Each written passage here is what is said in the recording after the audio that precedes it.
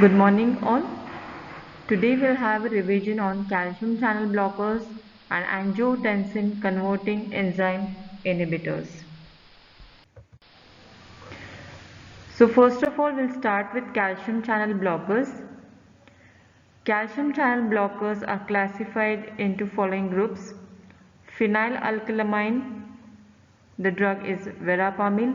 Benzothiazepine, the drug is diltiazem. And dihydropyridines. In dihydropyridines, again we have the classification according to the duration of action.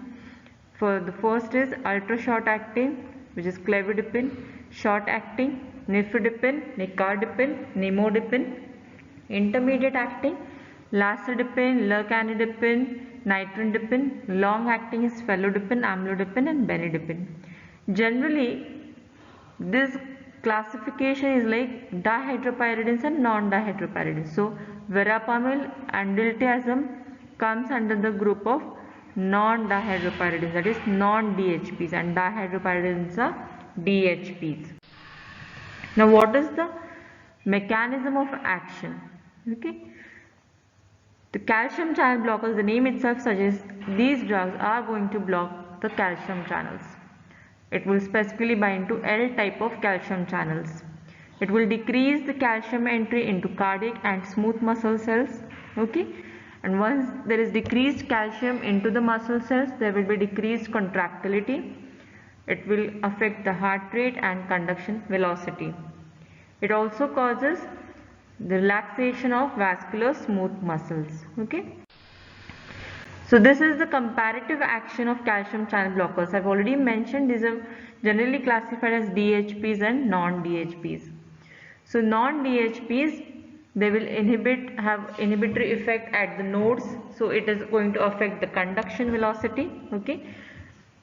Then we have DHPs, which will affect the vessels, peripheral arteries. It has more predominant action at the vessels, whereas the non-DHPs have predominant action at the nodes and it affects the contractility. Okay, so this is same which has been mentioned in this diagram.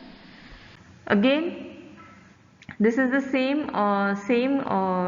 difference between dihydropyridines and non-dihydropyridines which is mentioned here.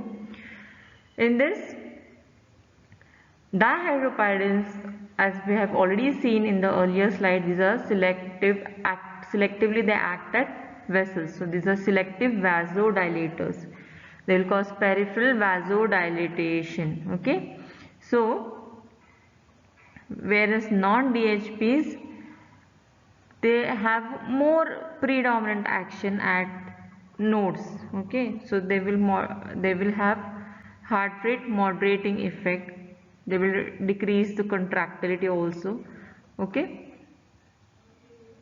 they also cause peripheral and coronary vasodilatation and the inotropism, that is the force of contraction is decreased, whereas with DHPs you can see there will be potential, as there is peripheral vasodilation, there can be potential reflex increase in heart rate and contractility and thereby increase oxygen demand. Okay, so this is the difference between these two classes of drugs. Now the hemodynamic effects of calcium channel blockers. In this you can see that nifedipine and diltiazem, they have better coronary vasodilatation. These drugs, they decrease the afterload. Obviously they cause vasodilatation, they are going to decrease afterload.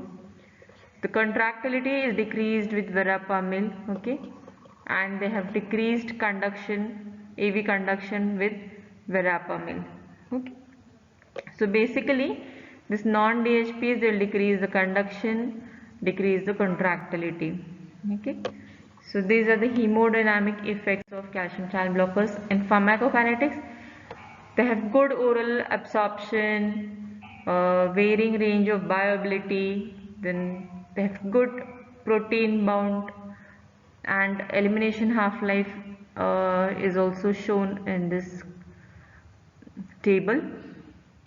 Okay, amlodipine, you can see The elimination half-life of amlodipine is about 30 to 50 hours, so it is a longer acting calcium channel blocker. Okay. Now the uses of calcium channel blockers. Uses, you can definitely say it is used in hypertension. Okay, it decreases the heart rate, conduction velocity is decreased, and is a vasodilator. So because of its pharmacological actions, you can very easily predict what are the uses of calcium channel blockers. This is hypertension. Long-acting calcium channel blockers are used for the treatment of hypertension. The most preferred is amlodipine, as it is a longer-acting calcium channel blocker. And used in ischemic heart disease, angina pectoris. Okay. DHPs with beta blocker are used for the management. Okay.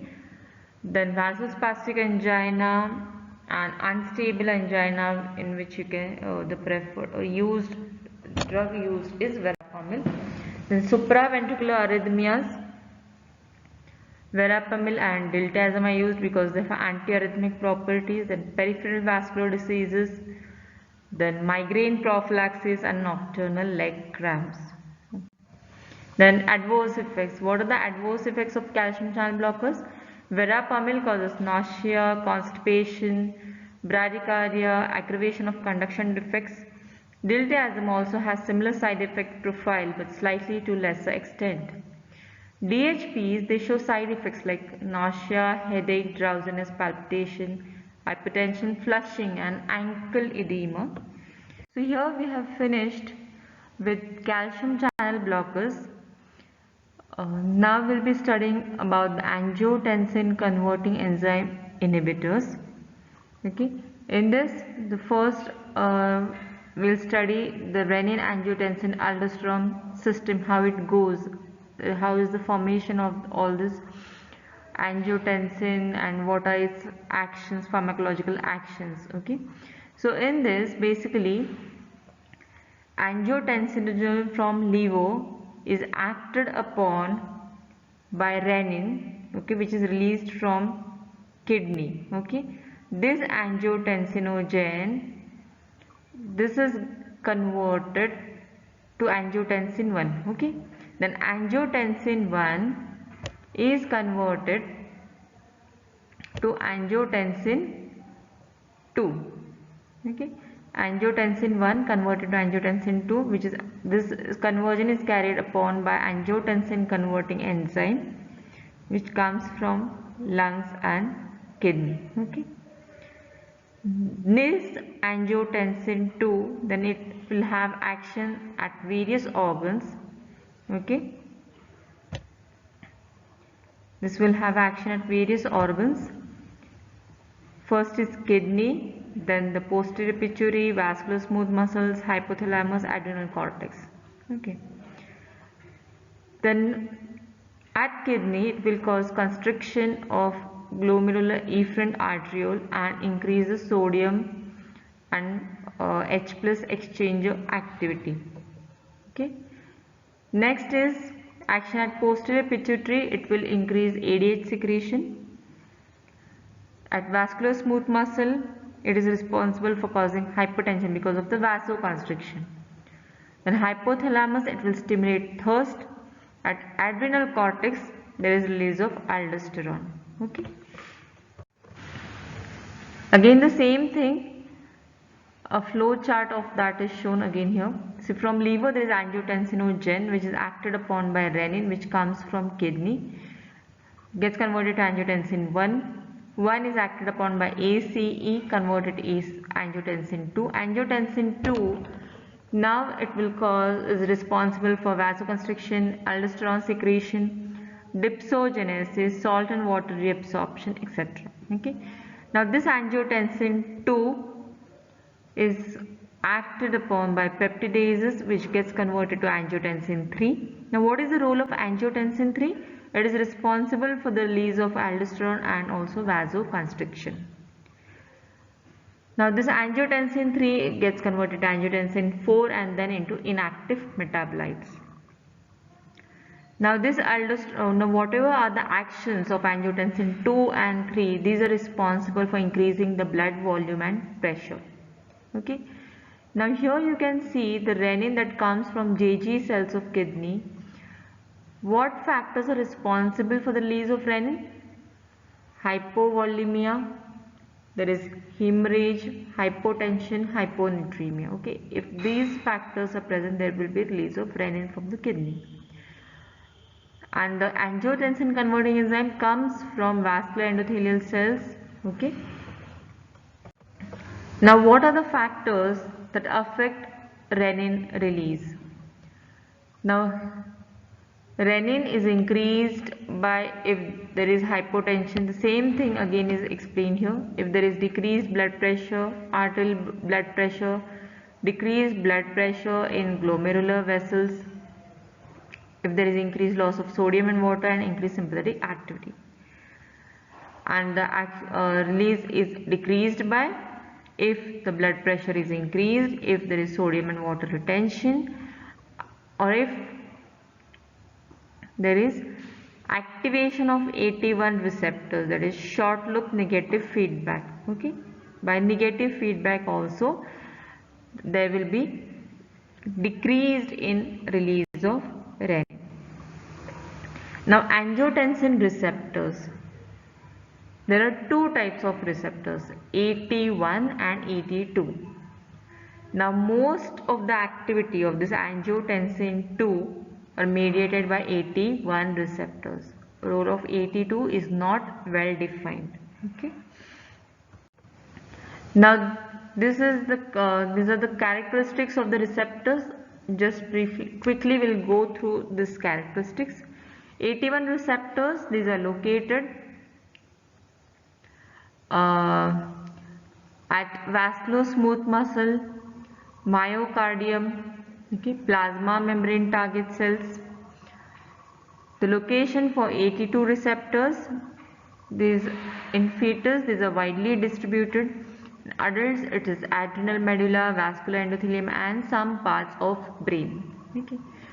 Now the mechanism of action, that of AT1 receptors is because of G protein coupled receptors. Okay, there will be activation of calcium, PKC, and tyrosine. Okay, whereas for AT2 it is a GI receptor. Okay, there is inhibition of calcium, there is nitric oxide production. Okay, now the functions. Function of AT, whenever there is activity at AT1 receptor, it is responsible for vasoconstriction, cell growth in heart, aldosterone secretion, reabsorption of sodium from proximal tubule, and it enhances peripheral sympathetic activity. Whereas of AT2 receptors, it is vasodilation because it is GI receptor. Okay, so there is vasodilation. It has anti-proliferative action, apoptosis, and fetal tissue development because these AT2 receptors are widely distributed in fetus. Now the agonist for both these receptors are angiotensin 2. The difference here comes with regards to is antagonist. So the antagonists are losartan, valsartan, irbesartan, candesartan. These are angiotensin receptor blockers basically. Okay. Whereas for AT2 receptors is PD123-177. Okay. Now the inhibitors of renin angiotensin system. The first group that we'll be studying is angiotensin converting enzyme inhibitors, that is commonly called as AC inhibitors. Next, angiotensin receptor blockers, that is ARBs or ARAs, that is angiotensin receptor antagonist. And the third, direct renin inhibitors. We are mostly going to focus on AC inhibitors and ARBs. Okay. Again the same diagram, angiotensinogen is acted upon by renin. So the one of the group in the inhibitors is renin inhibitor. So angiotensin 1 gets converted to angiotensin 2. The second group is ACE inhibitors, and next is this angiotensin 2. When they act at the receptors to show its activities, there are ARBs. Okay, that is angiotensin receptor antagonist. And one more drug, that is an aldosterone antagonist, which will inhibit the activity of aldosterone. So the first group, angiotensin converting enzyme inhibitors. The drugs in this group are captopril, enalapril, lisinopril, ramipril, fosinopril. This is a long list. So these drugs, they inhibit the conversion of angiotensin 1 to angiotensin 2. They will decrease the blood pressure, increase sodium and water excretion from kidney, and potassium retention. They will increase levels of bradykinin, which is responsible for the formation of prostaglandins, and this prostaglandins also lower the blood pressure. They increase renin release and formation of angiotensin 1 due to inhibition of short loop negative feedback. Okay, so renin release is also increased. Now, angiotensin 1 accumulates and metabolizes to vasodilator peptides. Now the mechanism of action of these drugs inhibit the enzyme angiotensin converting enzyme. Okay, so the name itself suggests the mechanism of action. This leads to decreased formation of angiotensin 2, causing decreased vasoconstriction and decreased release of aldosterone, and hence less salt and water retention. Now this enzyme inactivates bradykinin, which is a potent vasodilator. Okay. Now inhibiting this enzyme, what will happen? The breakdown of bradykinin will decrease, thereby increasing its concentration, and therefore there is increasing vasodilatation, which helps in reducing the blood pressure. Okay. Now these are various ACE inhibitors, and the activity status, the duration of action, dose and bioavailability factor is shown here. Now amongst all these ACE inhibitors, there are two drugs like captopril and lisinopril which are in the active form. The rest all are prodrugs. Prodrugs are inactive form of a drug. Okay. Now the duration of action, it's nearby same of all the drugs, about 24 hours or more than 24 hours. It's only for captopril, which is 8 to 12 hours. Okay. For the dose, again the dose will vary. It is just that as the duration of action of captopril is shorter, this drug is given twice a day. Dosing is given for this drug. Okay. Now the bioavailability is reduced by food for all the drugs except for enalapril and lisinopril. Okay, so food does not affect the bioavailability of these drugs. Okay.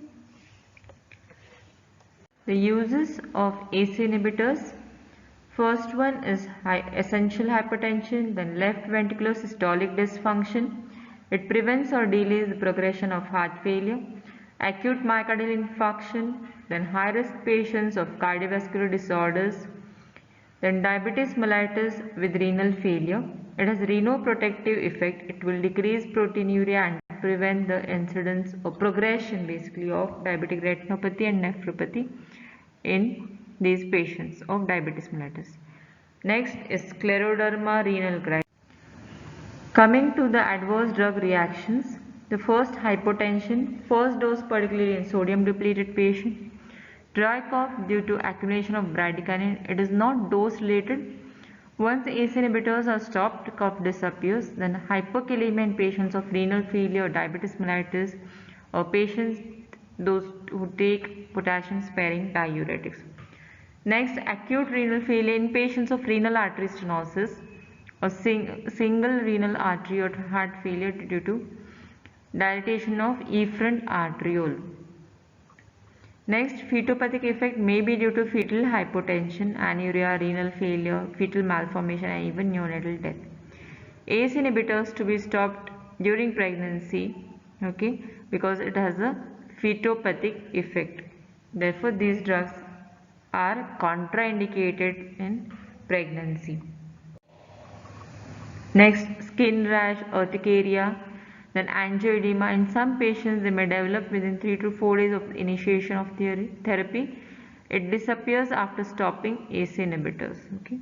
Then rare effects are neutropenia, cholestatic type hepatotoxicity, glycosuria, proteinuria. Then dysgeusia, it's reversible loss or alteration of taste. Drug interactions. First is non-systemic antacids will reduce the bioavailability of ACE inhibitors. NSAIDs may impair the hypotensive effect of ACE inhibitors. This is by blocking bradykinin-mediated vasodilation. Then potassium-sparing diuretics or potassium supplements may exacerbate ACE inhibitors-induced hyperkalemia. Capsaicin may aggravate ACE inhibitors-induced dry cough, and plasma levels of lithium and digoxin may get elevated with concomitant use of ACE inhibitors. These are the drug interactions. Now coming to the second group of drugs, that is angiotensin receptor blockers or also antagonists. They competitively bind to AT1 receptors. Okay. Binding and blockade are often insurmountable. There is slow dissociation from AT1 receptors, increased renin release and angiotensin 2 levels like ACE inhibitors. Okay, so this will be the feedback mechanism. Then drugs, what are the drugs in this group? These are candesartan, telmisartan, valsartan, losartan, irbesartan, olmesartan and iprosartan. Now these are the plasma half-life, dosage and the clearance of these drugs. Okay. These are given, once a day dosing is given, the clearance is mostly biliary, then even some drugs may show both renal biliary clearance, and valsartan is primarily cleared by levo. Okay. Then what are the uses of ARBs? These are almost similar. There is essential hypertension, then they do not cause cough or angioneurotic edema because they do not build up bradykinin levels. These are used in diabetic nephropathy, stroke prophylaxis and heart failure. The adverse effects, again fetal toxicity, yes, it's seen even with ARBs. Bilateral renal artery stenosis, if you give angiotensin receptor blockers to these patients, may precipitate renal failure. Hyperkalemia and even first dose hypertension, though rare, can be seen even with these drugs also. Okay. Then what are the advantages of ARBs over ACE inhibitors? They do not cause cough, okay, or angioneurotic edema. Okay, this is basically because they are not going to affect the levels of bradykinin. They will go and block the receptors. Okay. Then the first dose hypertension is rare. There is no dysgeusia. Coming to the third group, that is direct renin inhibitors. In this we have aliskiren, enalakiren, remikiren. Okay, these are the competitive inhibitors of renin. They reduce the formation of angiotensin 2, but they increase the renin concentration due to loss of short loop negative feedback mechanism. It has dose dependent decrease in blood pressure. They also decrease plasma aldosterone levels and they will enhance natriuresis. The single oral dose, it's 150 to 300 milligrams per day. It is used for the treatment of hypertension. And the adverse effects are diarrhea and hyperkalemia. So this was all about the two major classes of drugs, that is calcium channel blockers and the drugs acting at angiotensin, renin angiotensin aldosterone system. Okay, so these were the drugs. So here we finish with this revision for these two major class of drugs. Thank you.